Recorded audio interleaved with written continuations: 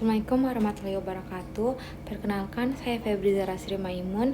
Pada kesempatan kali ini, saya bersama rekan saya akan mempresentasikan materi mengenai payout policy atau kebijakan pembagian laba. Presentasi ini membahas 3 hal utama, dividen tunai, pemberian kembali saham atau buyback, dan bagaimana keduanya berdampak pada nilai perusahaan. Presentasi ini disusun oleh saya, Febri Zarasri Maimun, dan rekan saya, Wasriada, di bawah bimbingan Palaharjo Prawiro, SPD, MM. Sebelum masuk ke pembahasan, izinkan kami memaparkan alur presentasi hari ini. Ada 6 bagian utama. Pertama, kita akan membahas konsep dan definisi utama seputar payout policy. Kedua, rumus-rumus kunci seperti payout ratio and return ex dividend. Ketiga, penjelasan konsep secara mendalam, mulai dari dasar mekanisme, relevansi nilai, faktor-faktor yang memengaruhi, hingga jenis-jenis kebijakan dividen. Keempat, kita akan melihat kritik dan kontroversi seputar kebijakan buyback.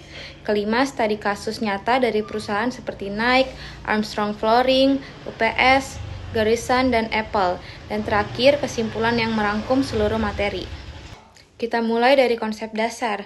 Ada 10 konsep inti dalam payout policy, dan slide ini membahas 5 yang pertama. Yang pertama, payout policy itu sendiri, yaitu kebijakan perusahaan dalam menentukan apakah laba akan dibagikan kepada pemegang saham atau justru ditahan untuk membiayai investasi. Kedua, dividen tunai, yaitu pembagian laba dalam bentuk uang tunai yang prosesnya melalui beberapa tahapan penting, seperti pengumuman, pencatatan, ex-dividend debt, dan pembayaran. Ketiga, yaitu pembelian kepada kembali saham atau buyback, yaitu tindakan perusahaan membeli kembali sahamnya sendiri di pasar dengan tujuan mengembalikan kelebihan kas dan meningkatkan nilai saham. Yang keempat, ada teori ketidakketerkaitan dividen dari Miller dan Modigliani yang menyatakan bahwa dalam pasar sempurna, kebijakan dividen tidak memengaruhi nilai perusahaan yang menentukan justru keputusan investasinya. Dan yang kelima adalah teori burung di tangan yang berpendapat sebaliknya, investor lebih menyukai dividen yang pasti diterima sekarang dibanding potensi keuntungan di masa depan yang belum tentu terjadi.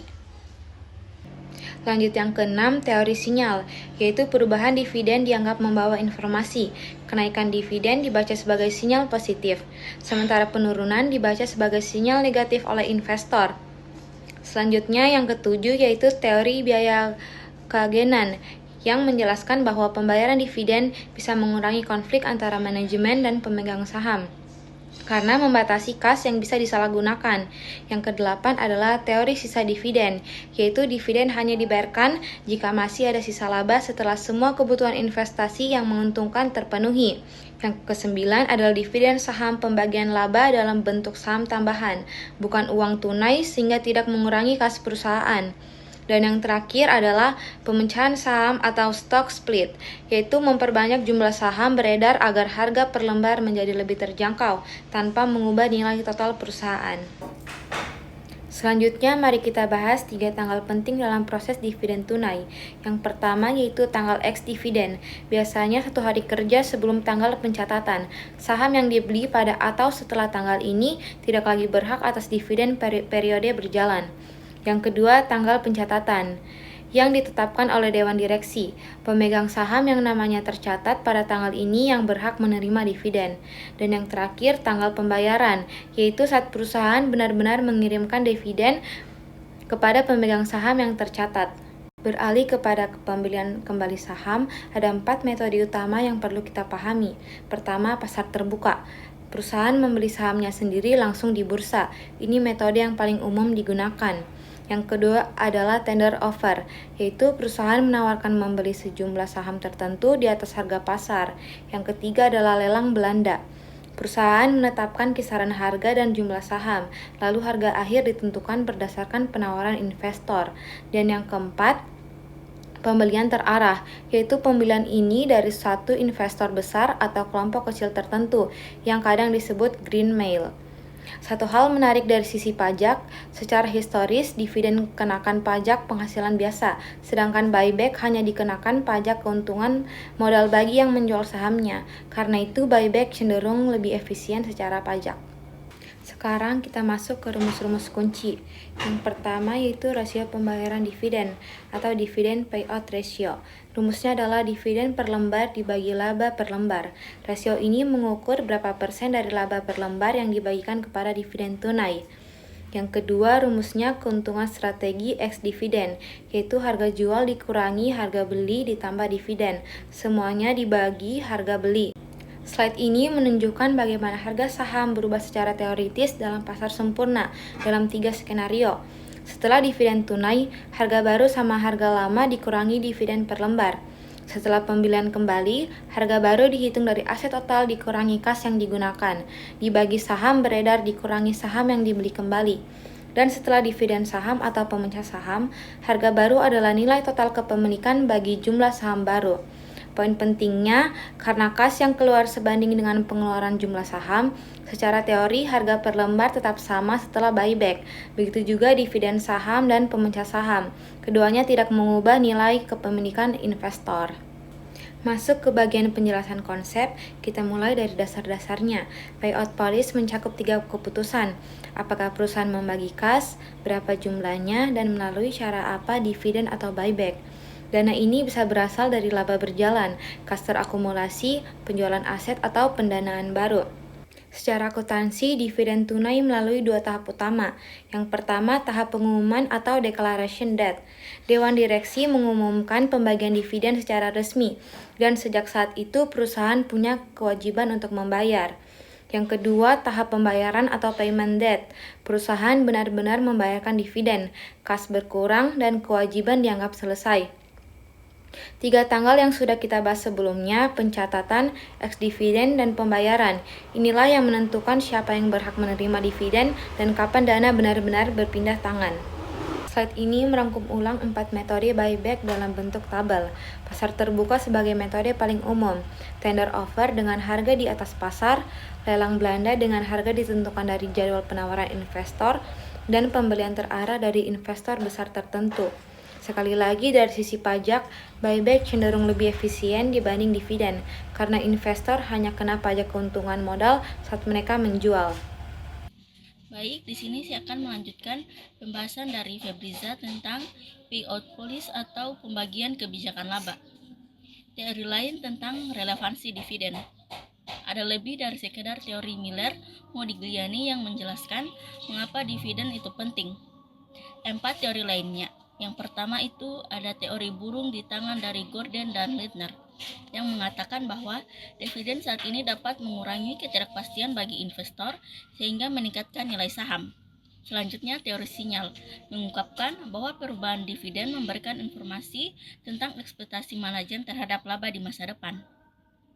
Ketiga, ada teori biaya keagenan yang berfungsi untuk mendisiplinkan manajer agar tidak menghamburkan kas berlebihan.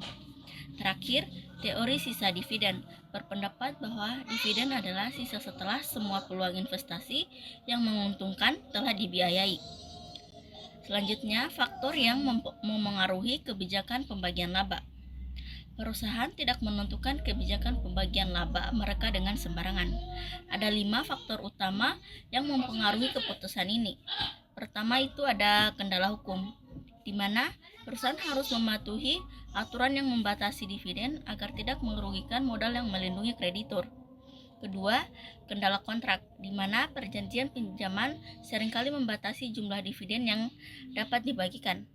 Ketiga, prospek pertumbuhan, di mana perusahaan yang sedang berkembang cenderung menahan laba, sedangkan perusahaan yang stabil lebih bebas membagikan dividen. Keempat, pertimbangan pemilik yang mencakup preferensi pajak dan peluang investasi masing-masing pemegang saham. Dan yang kelima yaitu pertimbangan pasar, itu di mana perusahaan menyesuaikan kebijakan mereka dengan kondisi pasar dan preferensi investor. 3. Jenis kebijakan dividen perusahaan. Terdapat 3 jenis kebijakan dividen yang sering ditetapkan oleh perusahaan. Pertama, rasio pembagian tetap, di mana dividen berfluktuasi mengikuti presentasi tetap dari laba, seperti pada REIT yang diwajibkan untuk membagikan minimal 90% dari labanya. Kedua, dividen tunai tetap, di mana jumlah dividen per lembar dijaga tetap dan hanya dinaikkan jika laba meningkat secara berkelanjutan. Ini adalah jenis yang paling umum digunakan. Ketiga, kebijakan tetap rendah ditambah tambahan, di mana perusahaan menetapkan dividen dasar yang rendah namun stabil. Kemudahan menambahkan dividen ekstra saat laba tinggi, agar investor tidak terlalu berharap akan kenaikan permanen. Selanjutnya kita membahas dividen saham dan pemecahan saham. Di sini kita membahas dua hal penting, dividen saham dan pemecahan saham. Keduanya tidak mengalir kas dan tidak mengubah nilai total ekuitas perusahaan, hanya memindahkan saldo antar akun atau mengubah jumlah lembar saham. Dividen saham adalah pembagian laba dalam bentuk saham tambahan, bukan bentuk uang tunai yang sering diberikan untuk kepuasan psikologis investor. Secara akuntansi, nilai pasar saham baru dipindahkan dari laba ditahan ke akun saham biasa dan modal disetor. Sementara itu, pemecahan saham meningkatkan jumlah lembar saham yang beredar, sehingga harga per lembar menjadi lebih terjangkau. Ada juga pemecahan terbalik atau reverse split yang dilakukan ketika harga saham terlalu rendah, misalnya untuk menghindari delisting dari bursa. Kritik terhadap kebijakan pembagian laba. Meski buyback populer, ada beberapa kritik yang menyertainya. Pertama, banyak yang beranggapan bahwa menaikkan harga saham secara artifisial. Kedua, dianggap memberikan keuntungan pajak yang lebih besar dibanding dividen. Ketiga, ada potensi penyalahgunaan oleh manajemen untuk mengejar target laba per saham demi bonus atau nilai opsi saham mereka. Namun, bukti empiris menunjukkan dampak yang lebih moderat. Kenaikan harga akibat pengumuman buyback hanya sekitar 2% dari keuntungan pajak, tidak sebesar yang sering diklaim. Selanjutnya kita masuk pada studi kasus Nike dan Armstrong Florin. Sekarang kita masuk ke studi kasus nyata dimulai dari Nike. Pada 7 Mei 2020, Nike mengumumkan dividen sebesar 0,245 US dollar per lembar. Pada 29 Mei, saham mulai diperdagangkan tanpa hak dividen. Tanggal pencatatan jatuh pada 1 Juni dan dividen dibayarkan pada 1 Juli 2020. Dengan sekitar 1,6 miliar lembar saham beredar, total dividen yang dibayarkan mencapai sekitar 390 juta US dollar. Contoh kedua, Armstrong Florin menggunakan metode lelang Belanda dengan target pembelian 50 juta US dollar pada kisaran harga 10,70 US dollar sampai 11,70 US dollar per lembar. Berdasarkan jadwal permintaan investor, harga 11,10 US dollar menjadi harga terendah yang memenuhi target, sehingga perusahaan berhasil membeli 4.504.504 rupiah lembar saham atau 97% dari total yang ditawarkan pada harga tersebut. Studi kasus berikutnya, UPS menunjukkan strategi pengembalian ex dividen.